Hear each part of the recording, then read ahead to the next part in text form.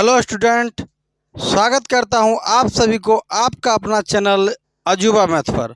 और चलिए आज है क्लास 10th हिंदी नलिन बिलोचन शर्मा। आज नलिन बिलोचन शर्मा जी के बारे में पूरी विस्तार उनकी जीवनी को जानना है। तो पहला पॉइंट यहाँ पे दिया हुआ है कि नलिन बिलोचन शर्मा का जन्म कब हुआ। तो जन्म जो है 18 फरवरी 1916 ईस्वी को 18 फरवरी 1916 ईस्वी में पटना के बदरहाट में हुआ था। पटना के बदरहाट में हुआ था 18 फरवरी 1916 को। हमारे भारत आज़ाद होने के पहले ही नलिन बिलोचन शर्मा का जन्म हो गया था। और हमारे भारत आज़ाद होने से कुछ बहुत सारे पहले हुआ था, यानी ये युवा हो गए होंगे। और अगला पॉइंट दिया हुआ है कि दर्शन और संस्कृत के प्रख्यात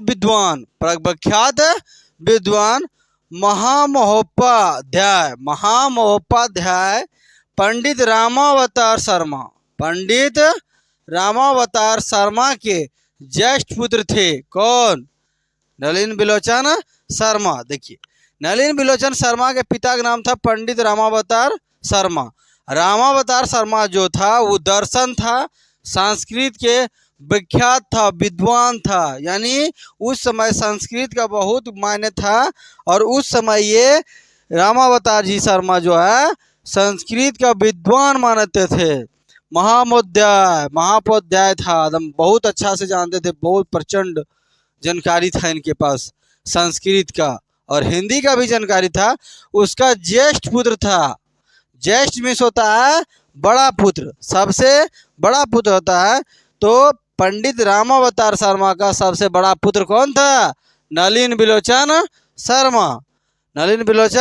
शर्मा। और इनका माता का नाम देखिए, माता का नाम है रत्नावती शर्मा है। इनका माता का नाम रत्नावती शर्मा। और जन्म से ही ये भोजपुरी भाषा के विख्यात हैं, क्योंकि जन्म जो हुआ था वो पटना के बदरहाट में हुआ था। वहाँ से वो आरा चले गए थे। आरा बक्सर अरी में भोजपुरी पूरा जब बोला जाता है, तो वहीं से इनका जन्म से भोजपुरी भाषा में ही प्रख्यात थे। आगे करा स्कूल की पढ़ाई। आमतौर पर छोटे परिवार जो है घर से ही मेहनत करके आगे चलते हैं, तो ये भी उसी तरह का था। स्कूल का पढ़ाई जो है पटना में जन्म हुआ, तो पटना का कॉलेजिएट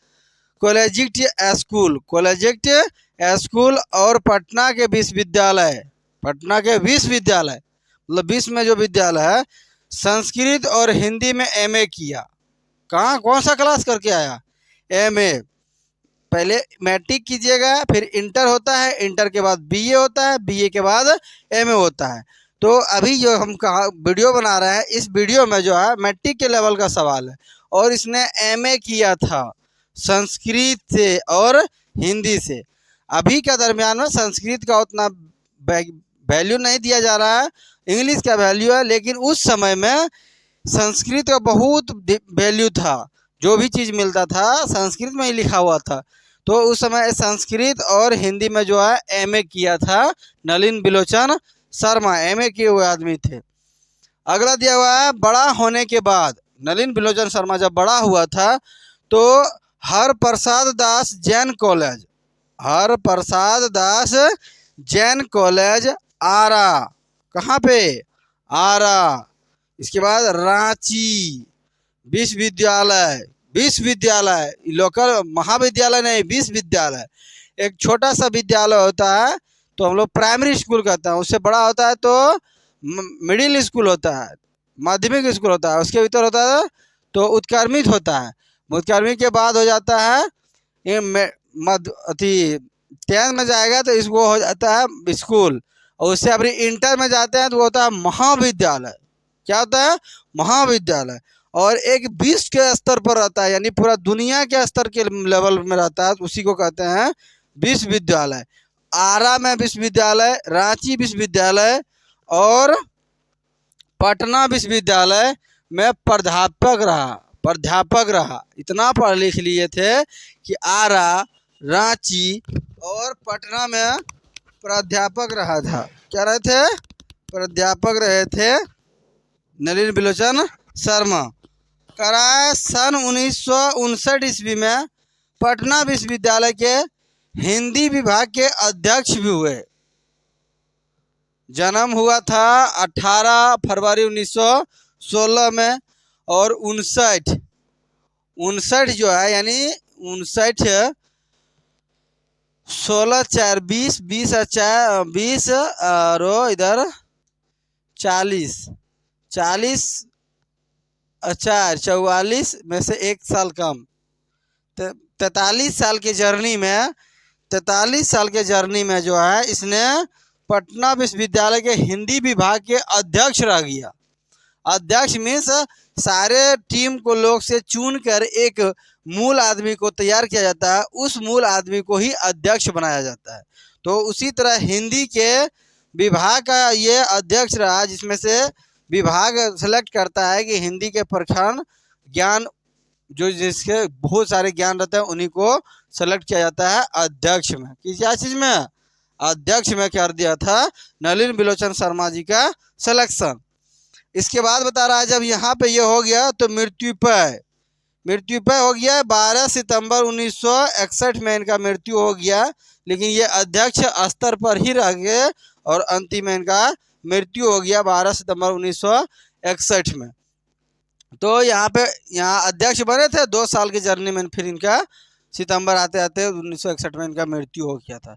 करा तक इस पद पर बने रहा था। पद मतलब मरते मरते भी इनका पद खत्म नहीं हुआ था।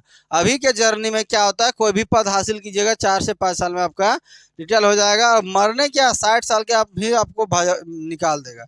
लेकिन यहाँ पे जो है मरते मरते तक ही उस पद पर बने रहे थे, अध्यक्ष पद पर। कौन सा पद पर बने रहे थे? अध्यक्ष पद पर बने रहे थे मरते मरते तक। मृत्यु हो गया था इनका 12 सितंबर 1961 में। जन्म हुआ था 18 फरवरी 1961 में, मृत्यु हुआ 12 सितंबर 1961 में। मैट्रिक का सवाल में पूछा जाता है कि नलिन बिलोचन शर्मा जी का जन्म कब हुआ, तो उस समय आप दे दीजिएगा 18 फरवरी 1961 में। और अगर पूछा जाएगा कि नलिन बिलोचन शर्मा का मृत्यु कब हुआ, तो 12 सितंबर 1961 में। अगर पूछा जाएगा कि मैं जब मरते मरते कौन सा पद पर रहे थे, तो वो हिंदी विभाग के अध्यक्ष रहे थे। हिंदी विभाग के अध्यक्ष रह गए। इस तरह से ऑब्जेक्टिव को पूछा जाता है। आगे बता रहा है कि रचनाएं, इनका कुछ रचनाएं हैं जिसमें देखिए पहला रचना दिखा हुआ दृष्टिकोण, दूसरा है मानदंड और तीसरा है विष के दांत। तो विष के दांत ही हमारे क्लास 10th में दिया हुआ है, विष के दांत, जिसमें कि खोखा और खोखी की कहानी सुनाया जाता है। सेन साहब की रहता है चमकती हुई कार, उसमें उसका बेटा का नाम रहता है खोखा, उसका बेटी का नाम रहता है खोखी। तो ये सब कहानी पढ़ाने के बाद हो जाएगा। अभी हमने इसको नलिन बिलोचन शर्मा की जीवनी बता रहे हैं, इनका जीवनी कैसे कैसे ये आगे बढ़ा था। ये तो इनका 3-4 को लिखा हुआ था, और लिखा हुआ है जिसको हमने नहीं लिखे थे, आप किताब से पढ़ सकते हैं इसको। और अगला पॉइंट है कि छोटी कहानियाँ, कुछ छोटी छोटी भी कहानियाँ लिखी थी, जैसे कि अभी छोटा छोटा कहानी लिखा जाता है। वीडियो पहले देखिए, पहले फिल्म बनता था बहुत बड़ा बड़ा 2 घंटा 4 घंटा, अभी छोटा छोटा भी फिल्म बनने लगा। पहले गाना चलता था, उससे फिर देखो छोटा रील लॉन्च किया, रील। उसी तरह ये बड़े बड़े कहानी भी लिखते थे और छोटा भी कहानी संग्रह किए थे।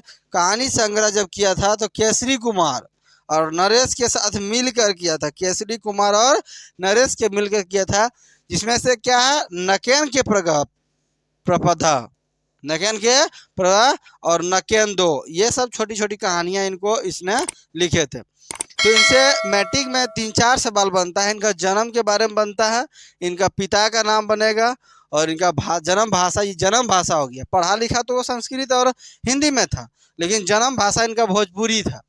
और इनका माता का नाम हो जाएगा जो कि रत्नावली थी। इनका मृत्यु हो जाएगा और इनका 10वां में कौन सा कहानी लिखा हुआ था, विष के दांत लिखा हुआ है। तो ये सब 3-4 सारे पॉइंट मैट्रिक में बार बार पूछे जाते हैं, जिससे कि आप अगर इतना देखेंगे तो पूरा उम्मीद है कि आप पूरे तरह से याद हो जाएगा और याद कर लीजिएगा।